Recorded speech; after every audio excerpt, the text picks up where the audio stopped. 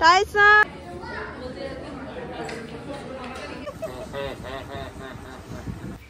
Hello be together family and thank you so much for being here. Be টুগেদারের আরও একটি ব্লগে সবাইকে স্বাগত জানাই। তো আজকে আমার ডায়মন্ড হারবারে পূর্ণলক্ষ্মী রিসর্টের সেকেন্ড দিন, আর এখন ঘড়িতে প্রায় বাজে 5:30 নাগাদ। তো আমি ফ্রেশ হয়ে আমার ব্যাগপত্র নিয়ে বেরিয়ে যাব, আর ভাই ওদিকে ঘুমোচ্ছে, আর সকালের দিকে এই যে পুরো ফাঁকা।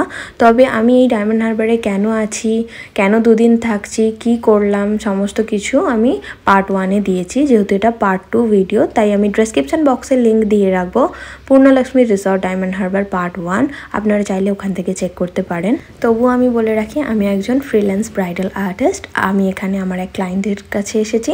আমার কাজের ফটো বা ভিডিও আমি পাশ থেকে এই যে পিকচার দিয়ে দেবো, এটা শুভমিতা রং আর্টিস্টটিতে অ্যাভেলেবেল আছে, আপনারা চাইলে সেটা দেখতে পারেন।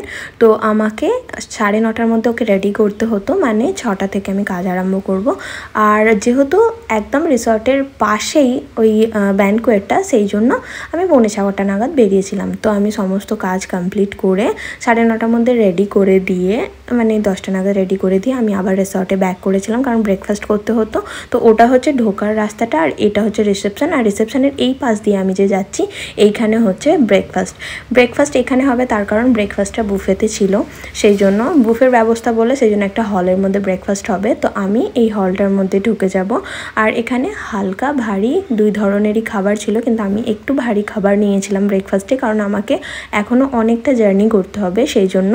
তবে এখানে Chinese, Italian, Indian and south Indian সবটাই অ্যাভেলেবেল ছিল। তো আমি এখানে ইন্ডিয়ান অ্যান্ড সাউথ ইন্ডিয়ান দুটোকে কম্বাইন্ড করে ব্রেকফাস্ট নিয়েছিলাম। আর ভাই যেহেতু হোটেলের মধ্যেই ছিল, সেই জন্য 8:30-9টা নাগাদ ব্রেকফাস্ট করে নিয়েছিল। তারপর একটু কফি খেয়ে চলুন আপনাদের ঘুরে দেখায় পুরো রিসর্টটা। কারণ পার্ট 1-এর যে ভিডিওটা ছিল, সেটার মধ্যে এখানে রাতের পরিবেশটা দেখানো হয়েছিল, তাই আমি সকালবেলা ভালো করে ক্লিয়ার পুরো রিসর্টটা ঘুরে দেখাতে চাইছিলাম। তো এই পাশটা পড়বে কটেজ এরিয়াটা, আর সামনেই পড়বে বড় একটা ফাঁকা জায়গা যেখানে বসে আড্ডা দেওয়া যাবে। আর ওই দিকটা, ওইখানে যে নারকেল গাছের পাশ দিয়ে ওই যে বিল্ডিং মতো করা আছে একতলা, ওটাও বসে গঙ্গা দেখা, গঙ্গার হাওয়া খাওয়ার একটা ভালো জায়গা, সেখানেও আমি যাব। তবে একটু এই পাশে আসলে এই যে এটা হচ্ছে হোটেলটা, যেটা সেকেন্ড ফ্লোরে আমরা ছিলাম, আর এটা হচ্ছে গার্ডেনে ঢোকার মুখের রাস্তাটা। আর এই পাশটা হচ্ছে কটেজগুলো। যারা হোটেল রুম বুক করতে চায় তারা হোটেল রুম বুক করতে পারে, যারা কটেজ বুক করতে চায় তারা কটেজ বুক করতে পারে। সব রকম ফ্যাসিলিটিস এখানে আছে। যেমন কি আমি বলেছিলাম, এখানে rooftop, garden, restaurant, hotel, cottage সব অ্যাভেলেবেল। তো ওই যে আমার ভাই আসছে, ওর কাছে একবার যাই, গিয়ে জিজ্ঞাসা করি আমাদের ট্রেনের টাইম কখন। আর ট্রেনের টাইম হচ্ছে আমাদের 12:50। আর তারপরে যে কথাটা আমাকে ভাই বলল, সেটা শুনে তো আমার মাথায় বজ্রপাত পড়ার অবস্থা। সেটা আমি বলছি কেন। তো এই সোজা আমরা এসে এখানে ওই যে ওখানে গঙ্গার পাশেই একদম এই রিসর্টটা অবস্থিত, একদম গঙ্গা তীরবর্তী জায়গাতেই। তো এখানে আসার পর একটা সুন্দর ভিউ পড়বে। এখানে ছিল আর একটা সুইমিং পুল, আর ওদিকে আর একটা আছে, যেটা আমি কিছুক্ষণ পর দেখাবো। আর এখানে হচ্ছে নৌকা, আর এই যে গঙ্গার ভিউটা। তবে নৌকাটা দেখে বেশ ভালো লেগেছে। নৌকাটাকে নিয়ে রাইড করা যায় কিনা আমি কিন্তু জানতাম না। তো এখান থেকেও গঙ্গাটাকে এইবার, মানে একদম গঙ্গা আর রিসর্ট দুটো গায়ে গায়ে। তবে এখানে আমরা যে কথাটা জানতে পেরেছিলাম, সেটা হচ্ছে যেমন সুন্দরবন, কাকদ্বীপ আর এই ডায়মন্ড হারবার, এগুলো সব গঙ্গা তীরবর্তী অঞ্চল। সেই জন্য ঘূর্ণিঝড়, সাইক্লোন এইসব হলে এখানে বিপদের আশঙ্কাটা ভীষণ বেড়ে যায়। আচ্ছা চলুন, এবার আমরা এটা দিয়ে বেরিয়ে আমরা ওই দিকে যেখানে একতলা করা আছে ওখানটায় গিয়ে একটু গঙ্গার ভিউটা নেব। কিন্তু তার আগে বলে দিই, ওই হোটেলের সামনে ঠিক ওইখানটা করে আরও দুটো সুইমিং পুল আছে। তবে যাই হোক, আর একটা জিনিস আমরা খবর পেলাম যে রেমাল সাইক্লোন কিন্তু আসছে এই নদী তীরবর্তী অঞ্চলের দিকে। আর চারিদিকে খবর আর নিউজ হয়েই গেছে যে সাইক্লোন হবে। আর তার আভাসটা এখানকার ওয়েদার দেখেই বোঝা যাচ্ছে, ঘূর্ণিঝড় আরম্ভ হয়ে গেছে, এত জোর জোর হাওয়া দিচ্ছে এদিকে। তো আমি এই একতলাটায় যাব। তো তার মধ্যে বলে নিই, আমরা যখন খবরটা পেলাম যে 12:50 ট্রেনটাই লাস্ট ট্রেন, তারপরে সমস্ত ট্রেন ক্যান্সেল করে দেওয়া হয়েছে, কারণ এদিকে রেড ফ্ল্যাগ তুলবে ঘূর্ণিঝড়ের আশঙ্কার জন্য। যেহেতু নদী তীরবর্তী অঞ্চল এটা, এখানে ভীষণ পরিমাণে বিপদের আশঙ্কা করা যাচ্ছে।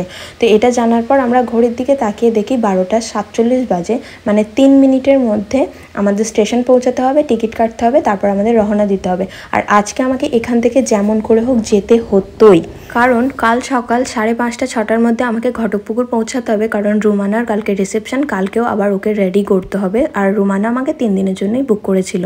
তো এদিকে এসে গেছি, এসে এই যে এখান থেকে আপনি দেখুন পুরো গঙ্গা জলরাশি মানে একদম ভরা। এখান থেকে দূর দূর অবধি কিছু নেই, ওদিকে আছে লঞ্চ আর এটা হচ্ছে বসার জায়গাটা। এবার এখান থেকে নেমে গিয়ে একটা ভিডিও কল করব, তবে ভিডিও কলটা কাকে করব এখনই আপনাদের দেখাচ্ছি। জাস্ট টাইসন কুদুলি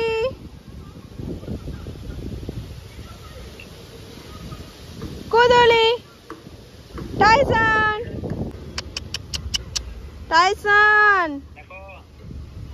ও হলো আমাদের কুদুলি টাইসন। ও এসেছে আমাদের এখানে 6 মাস। তো এই 6 মাসে আমি ওকে ছাড়া 2 দিন কোথাও থাকিনি। আর ভাই আর আমি দুজনেই কেউ ছিলাম না, সেই জন্য টাইসন ওইভাবেই গেটের কাছে বসে বসে আমাদের জন্য 2 দিন ধরে অপেক্ষা করছিল। পশু পাখিরা ঠিক এমনই হয়। যাই হোক, তারপর আমরা ওখান থেকে দৌড়ে দৌড়ে ট্রেন ধরেছি, ধরে পার্ক সার্কাস নেমে আমি যাব সুকান্তনগর সল্ট লেক আমার মাসির কাছে। ওখানে আজকে থেকে সকালবেলা মানে 27 তারিখ আমি ভোরবেলা 5:30টার সময় যাব ঘটকপুকুর। আর আমি যদি বাড়ি চলে যেতাম, আমার বাড়ি থেকে আমি সকাল 5:30টার মধ্যে ঘটকপুকুর পৌঁছাতে পারতাম না, সেই জন্যই আমার মাসির কাছে আজকে দিনটা মানে আজকে রাতটা থাকা। তো তারপর আমরা বিকালের মধ্যে পৌঁছে গেছিলাম। দেন সন্ধেবেলা আমি ভাই আর মাসি একটু আড্ডা দিতে আর চা খেতে গেছিলাম। তবে এখান থেকে যাব ফালতু চা খেতে, মানে ফালতু চা বলতে দোকানটার নামে ফালতু চা, মানে চা কিন্তু খুব সুন্দর। তো ও চাটা খেয়ে আমরা ঘরে এসেছি। মাসি রান্নাটা চাপিয়ে দিয়ে এখানে বললো একটু ফেস প্যাক মাখ, মুখগুলো তো সব কালো কালো হয়ে গেছে বলে আমাকেও মাখিয়ে দিয়েছে, ভাইকেও মাখিয়ে দিয়েছে আর মাসি নিজেও মেখেছে। তারপর আমরা ফেসটা ক্লিন করে নিয়ে রাতের খাওয়া দাওয়া করে নেবো। তবে এতক্ষণ ভিডিওটা দেখার জন্য আপনাদের সকলকে অনেক ধন্যবাদ। আর দেখা হবে অন্য কোনো ভিডিওতে। আপনারা সুস্থ থাকবেন, ভালো থাকবেন।